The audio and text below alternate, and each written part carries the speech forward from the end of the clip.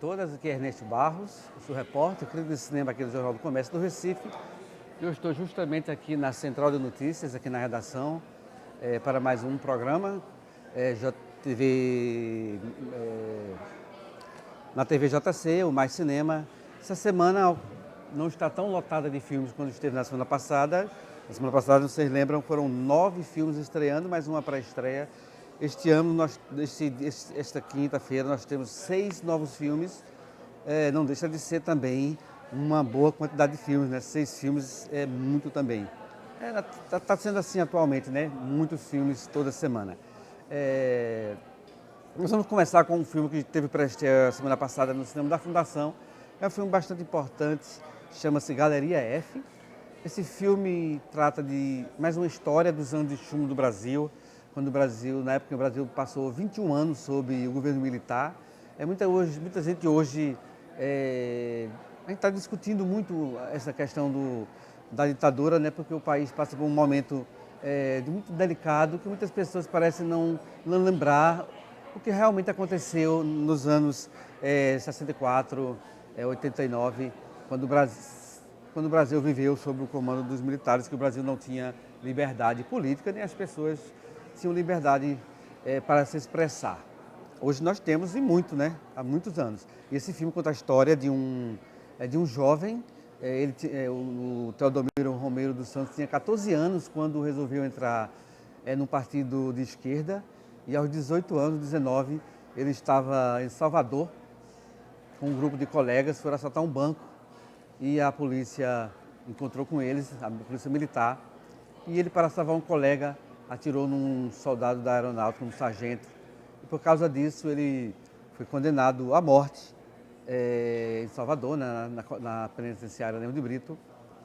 Depois ele teria a pena comutada para 16, prisão perpétua, e depois 16 anos, mas em 1979 ele fugiu do país, porque ele percebeu que iria ficar sozinho na cadeia, como nenhum outro preso, e poderia haver uma represália muito grande, porque ele assassinou um militar, e esse medo fez com que ele fugisse do país.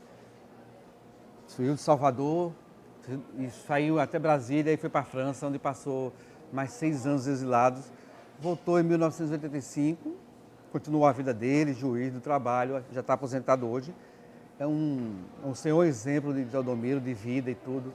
Ele nunca pediu, por exemplo, para ter ressarcimento do governo militar, do governo, essas coisas de pensão, nem nada. Ainda hoje ele acredita em muita coisa do que ele acreditava na época. Então esse filme está passando na Fundação Joaquim Nabuco, tem sessões, com exceção da segunda-feira, diariamente. Então é um filme a se ver, é um filme que trata de uma história ainda que a gente percebe que ela parece que não acabou, e o medo maior é que ela volte a ter, algo parecido no país novamente. Bem, o outro filme é uma comédia geriátrica, trata da história de 3 amigos idosos, na casa dos 80 e tantos anos, chama-se Despedida em Grande Estilo. É uma refilmagem de um filme americano do final dos anos 70. Esta refilmagem é dirigida por um ator jovem, Zach Braff, que também é diretor. Traz aí Michael Caine, Morgan Freeman, e o outro ator é Alan Arkin. Eles somam 87 anos de vida, 4 Oscars, são grandes atores mesmo. E eles têm uma história bastante interessante, esse filme, porque o Michael Caine está nesse banco aí e percebe um assalto. Ele vai reclamar justamente de um empréstimo que tentou pegar nesse banco e foi enganado pelo gerente, que disse que ele ia fazer um empréstimo e que os juros seriam baixos, ele podia pagar, mas ele vai lá e não consegue pagar a hipoteca, e ele disse que ele vai perder a casa. E ele vai perder a casa, né? E depois acontece que a empresa que ele trabalhou durante 30 anos, mas os colegas dele, acabou de perder o fundo de pensão porque vai para outro país na Ásia, Vietnã. E eles se veem ali, sem poder cuidar dos netos, da família que ainda depende deles, e da vida deles, do que restam, eles resolvem roubar um banco. Os 3 velhinhos resolvem roubar um banco, ao estilo, por exemplo, daquele filme que a gente conhece, Caçadores de Emoção. E o filme é bastante interessante porque trata dessas feridas que a gente está vivendo atualmente, que é o mundo de cabeça para baixo, onde o Estado não permite mais que o cidadão tenha os seus direitos básicos. No caso, os bancos levam tudo que você tem, o Estado já não mais cuida mais do seu direito de de ter uma vida decente. E eles vão atrás e que dão um troco, vão atrás de roubar um banco. Então o filme tem uma mensagem bastante interessante, meio revoltosa para os velhinhos. Não deixa de ser uma comédia, de ser uma diversão, mas também é um filme que toca nesses pontos bastante fortes que a gente está vivendo hoje. Não é só no Brasil, nos Estados Unidos, na França, em Portugal. Em todo mundo, os países estão vivendo situações semelhantes, né? De países realmente vivendo, tendo que fazer seus cidadãos sofrer cada dia mais. Pronto. O outro filme que está em cartaz e que eu vi, trata-se de uma coprodução entre o Brasil e a Argentina chamada Dolores. Dolores, claro, é o nome de uma mulher. É uma jovem argentina, filha de escoceses. Ela está na Escócia e resolve voltar para a Argentina. O filme se passa em 1939, 40.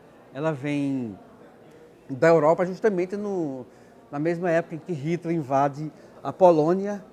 Esse filme, na verdade, é um flashback. Esse rapazinho aí, que é o menino do filme, o sobrinho dela, revê essa história do passado da tia e o que sucedeu nessa fazenda Los Umbús, que fica no interior, bem próximo de Buenos Aires.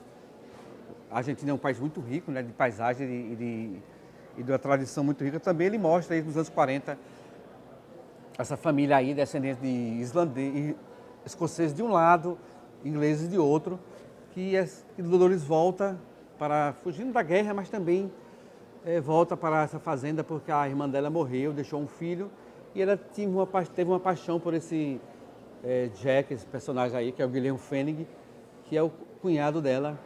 É uma paixão mal resolvida, que fica ainda mais mal resolvida quando entra em cena ainda outro personagem interpretado pelo brasileiro Roberto Berendelli, que é esse senhor aí, ele tem cara sempre de senhor. Berendelli é um senhor gaúcho, ele faz um fazendeiro. E fica essa briga entre quem vai ficar com Dolores e Dolores também decidindo quem é que vai ficar com ela. E o filme tem essa ambiguidade, ela fica dividida entre os dois homens, né, o cunhado e essa nova paixão. É um filme bastante bem produzido, ricamente, em termos de reconstrução de época, de figurino, música. Tem música de Léo Gendelman. É meio excessivamente a música de Gendelman, mas tem um tema muito bonito. É um filme meio à moda antiga, o filme respeita muito essa década de 40, né, com os filmes que Hollywood fez, tipo Casablanca, O Vento Levou. Esse filme ele tem muita reverência a esse cinema clássico, mas é um filme muito elegante, muito tranquilo. Eu só tenho esse senão dele ficar muito vidrado e focado nesse cinema muito clássico, assim. E a gente está numa década já tão distante disso tudo, que os filmes necessariamente têm que ser respeitosos nesse sentido. Mas é um filme, não é um filme decepcionante não, de jeito nenhum. Então é uma dica bastante boa também. Bem, os outros filmes que estão em cartaz, que começam hoje, nesta sexta, eu não vi ainda, mas alguns são filmes que também têm tido uma boa campanha de marketing, pelo menos esse A Cabana, que é baseado num livro, né? Muita gente leu, eu comecei a ler uns comentários, até nesse trailer mesmo, muita gente leu, disse que é muito parecido. Tem no elenco Sam Worthington, que é aquele ator que fez Avatar, ator inglês, que trabalha muito nos Estados Unidos.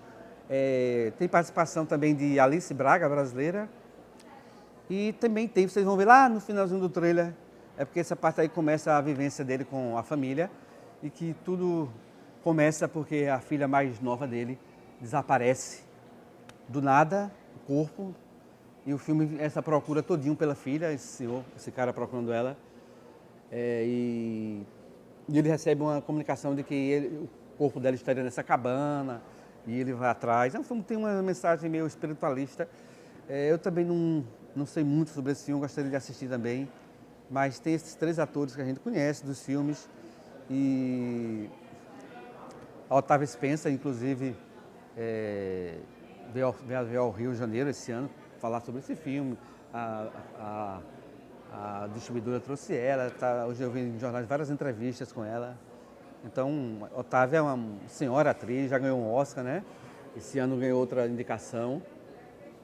Então, um filme que está tendo um tipo de aceitação a partir já desse best-seller, né? Todo mundo está querendo ver o filme. Então, é uma dica aí, a Otávia, uma grande atriz, realmente, cinema americano atual. Pronto. O outro filme traz realmente outra grande atriz que esse ano, e desde o ano passado, vem reinando nas nossas telas. É a atriz do momento no mundo, talvez, eu acho. E muita gente acha também que se trata de Isabelle Huppert, a atriz francesa, que ganhou os prêmios do ano passado, esse ano, César, né, de melhor atriz por ela. Esteve também O Que Está Por Vir. Em breve está em outro filme, né? Ela tem mais 2 filmes para entrar em cartaz, eu acho, ainda esse ano.